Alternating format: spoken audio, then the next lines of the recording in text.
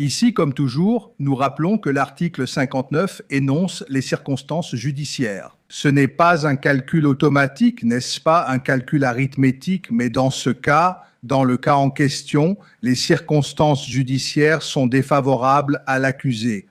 Et étant défavorables à l'accusé, la peine doit être fixée au-dessus du minimum, la peine de base doit être fixée au-dessus du minimum. Oui, ici, si nous examinons l'exigence posée par le Code pénal que la peine soit fixée comme nécessaire et suffisante pour la réprobation et la prévention du crime. Il n'y a aucun doute que toujours, la contrainte au cours de la procédure est un crime grave contre l'administration de la justice. Mais les circonstances judiciaires de ce cas spécifique sont encore plus graves parce qu'il y a eu l'implication d'un ancien député fédéral se présentant ou se posant comme représentant du peuple brésilien auprès d'un gouvernement étranger, agissant contre le peuple brésilien, agissant contre les institutions brésiliennes, agissant contre le pouvoir judiciaire brésilien, transmettant des informations confidentielles, des informations procédurales confidentielles à des autorités américaines, insistant même si cela causait un grand préjudice économique et social au Brésil, persistant dans la coercition pour favoriser son propre père. Alors, si nous analysons les circonstances judiciaires, la culpabilité de l'accusé se révèle extrêmement élevée. Ainsi, Monsieur le Président, dans ces circonstances, la peine est de 2 à 4 ans. Je fixe la peine de base initiale à 2 ans et 2 ans, 6 mois et 30 jours amende. Chaque jour amende est fixé à la valeur de 2 salaires minimum. Il n'y a, à la deuxième phase, ni circonstances atténuantes, ni circonstances aggravantes à appliquer. À la troisième phase A, celle qui concerne l'article 71 relatif à l'infraction continuée, on constate au minimum 9 actes, c'est-à-dire il s'agit de plusieurs infractions, évidemment dans le cadre d'une infraction continuée, mais il y a 9 au minimum 9 moments où l'infraction de coercition au cours de la procédure a été commise. C'est pourquoi je considère que la peine doit être augmentée des 2 tiers. L'infraction continuée permet une augmentation de 2 tiers, ce qui porte donc la peine à 2 tiers de plus pour arriver à la peine finale. 4 ans et 2 mois, 50 jours amende chaque jour, une amende d'une valeur de 2 salaires minimum. Conformément à l'article 33 du Code pénal, le régime initial d'exécution de la peine est fixé en régime semi-ouvert. Cependant, Monsieur le Président, je m'abstiens de condamner pour cela. L'indemnisation concerne les dommages moraux collectifs.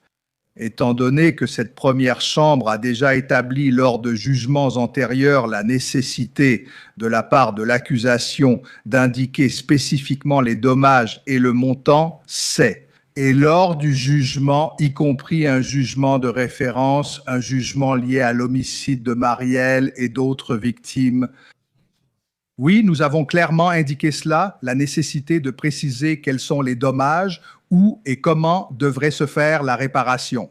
Cela n'a pas été fait, donc je m'abstiens de fixer. Oui, encore, Monsieur le Président, conformément à la loi complémentaire 135 de 2010,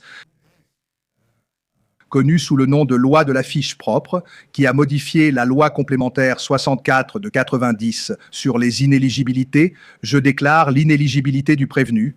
C'est conformément à l'article à l'alinéa 1 lettre E.1, sont inéligibles ceux qui ont été condamnés par une décision passée en force de chose jugée ou rendue par un organe judiciaire collégial, comme c'est le cas ici, depuis la condamnation jusqu'à l'écoulement d'un délai de 8 ans après l'exécution de la peine.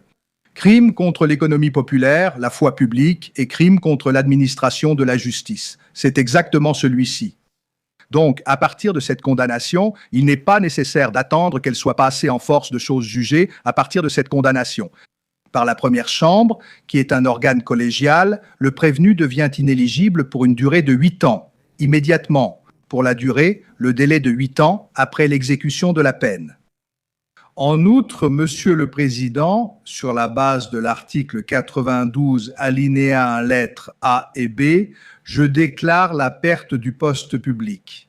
Le Code pénal établit que la perte du poste, de la fonction publique ou du mandat électif est une conséquence de la condamnation, de la jugement pénal de condamnation. Ici, dans le cas du mandat, il n'est même pas nécessaire d'analyser car, comme je l'ai dit, le 18 décembre de l'année dernière, la Chambre des députés elle-même a déclaré la perte du mandat d'Eduardo Bolsonaro en raison de son absence à plus d'un tiers des séances pendant l'année législative. Mais l'accusé Eduardo Nantes Bolsonaro est agent de la police fédérale chargé des actes de procédure. D'ailleurs, il y a une procédure administrative disciplinaire en cours à la police fédérale. En raison de son absence au travail, il a été condamné à une peine privative. Il s'agit d'une peine de privation de liberté supérieure à 4 ans. Cela, en soi, relèverait déjà de l'article 92, alinéa 1, lettre B. Mais ici, oui, dans certains cas, cela se produit. Oui, sa situation correspond aux deux hypothèses de perte de poste. C'est parce que l'article 92, alinéa 1, lettre A, prévoit que la peine privative de liberté d'une durée égale ou supérieure à 1 an dans les crimes commis en violation du devoir envers l'administration publique, ce qui est exactement le cas ici.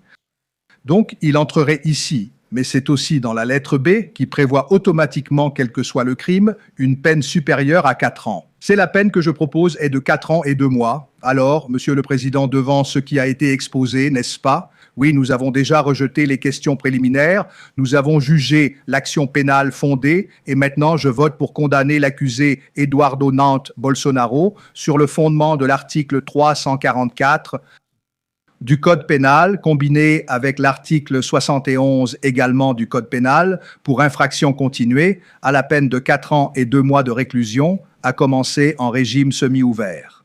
Et une amende de 50 jours amende au montant de 2 salaires minimums, puisque la situation économique de l'accusé le permet.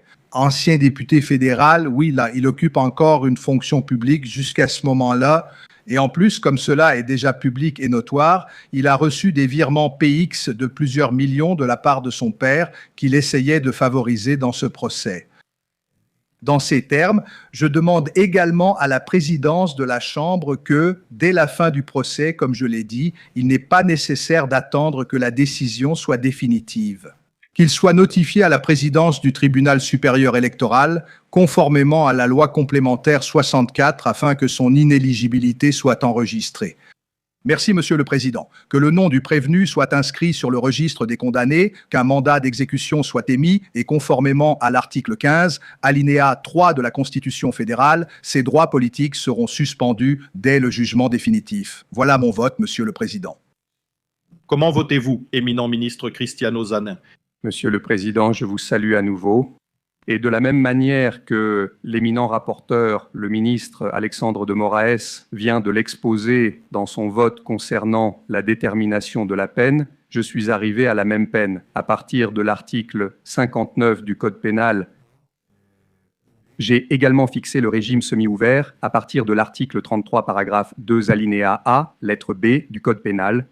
Et je considère également qu'il n'est pas possible de substituer la peine privative de liberté par des peines restrictives de droit, compte tenu de l'application objective de l'article 44 du Code pénal. Donc pour ces raisons, je rejoins intégralement l'éminent rapporteur. Monsieur le Président, j'ai également fait figurer dans mon vote la détermination de la peine qui coïncide avec celle du ministre Alexandre de Moraes.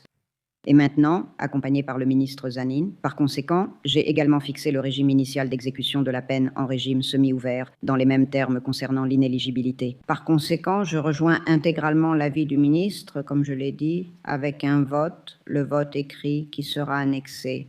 Pour ma part, j'adhère à la position majoritaire déjà formée, bien que ma détermination de la peine soit légèrement différente, tant en ce qui concerne la peine privative de liberté qu'en ce qui concerne l'amende. Mais dans ce cas, par respect pour la formation collégiale, ma détermination de la peine arrivait à 4 ans et 6 mois, donc la peine d'amende est légèrement supérieure. Mais en raison de la proposition de son Excellence, l'éminent rapporteur, j'y adhère par déférence envers la formation collégiale. Et, pour cette raison, je proclame le résultat. La Chambre, à l'unanimité, a condamné M. Eduardo Nantes Bolsonaro conformément à l'article 344 combiné avec l'article 71 du Code pénal à une peine de 4 ans et 2 mois. Conformément au vote du rapporteur, il a également été condamné à 50 jours amende, chaque jour amende étant fixé à la valeur de 2 salaires minimum.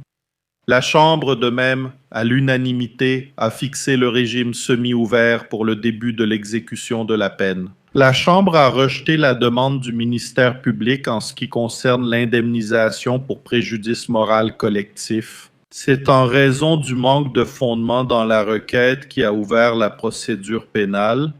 En poursuivant, la Chambre a fixé et reconnu l'effet légal de l'inéligibilité conformément à la législation, la loi complémentaire 64, ainsi que la perte du poste titulaire que le prévenu occupe à la police fédérale.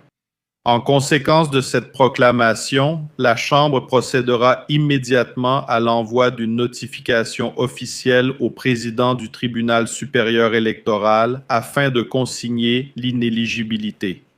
Après que le jugement sera devenu définitif, M.